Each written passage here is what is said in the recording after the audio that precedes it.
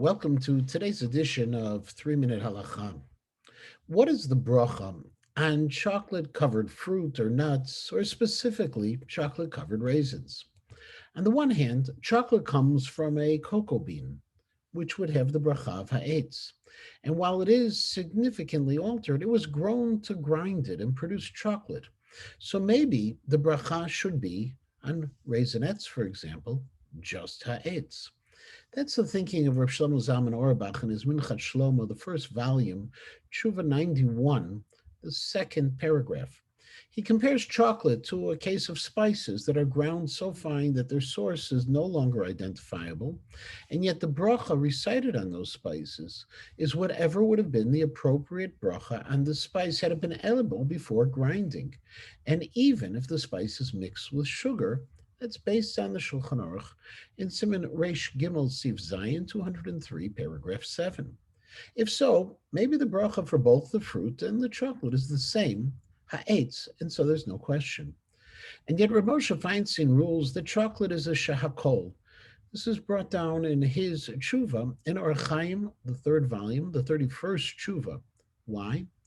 Because before chocolate is ready to eat, it has been separated, fermented, dried, roasted, shelled, ground, liquefied, separated, ground again, mixed with milk or with cocoa butter, ground yet again in a conch, tempered, flavored, and then shaped.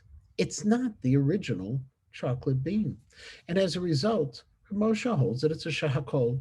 And even Reb Shlomo Zalman Auerbach ultimately agrees that this is the custom of the world to recite shahakol on chocolate. So now that we have two different brachot, a shahakol for the chocolate and an eitz for the raisin, what bracha should we make? The first approach is what is known as ikar and tafel, to determine what's primary and what is secondary.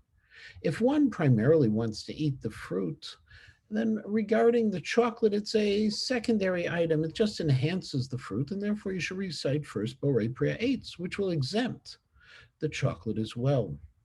Alternatively, if one primarily wants the chocolate and regards the fruit as the enhancer to the chocolate, he would recite a shahakol, which would exempt the fruit. Just one bracha, and that's the concept that is discussed in the Mishnah Berurah in Reish Yud Bet, Sif Katan Aleph, in chapter 212, paragraph 1. However, if people like both the chocolate and the fruit, that neither one of the food is considered ikar or tafel, an enhancer or the primary, then there's a difference of opinion among poskim. According to some, you make one bracha on the majority ingredient. That's the position of Rav Shlomo Zalman Auerbach. So you'd make either a shahakol or ha'etz, whatever is more. However, Rav Moshe Feinstein ruled that one should make two brachot. And Rav Moshe concluded that neither the chocolate nor the raisins are really considered a secondary item of importance to the other, and therefore they require the two brachot of ha'etz on the raisins and shachol on the chocolate. However, there's a problem on how doing that, because Rav Moshe explains that when you make this bracha, you first would make the ha'etz. That's the normal procedure, making the more specific before the more generic. But when you eat a chocolate-covered raisin, first you're eating the chocolate, and thus the bracha on the chocolate should have to come first. Therefore, Rav Moshe suggests that the best thing to do is to first recite ha'etz on a regular raisin, and then shahakol on the chocolate, and this way you recite the brachot in the proper order, and you'll be able to say both brachot without question.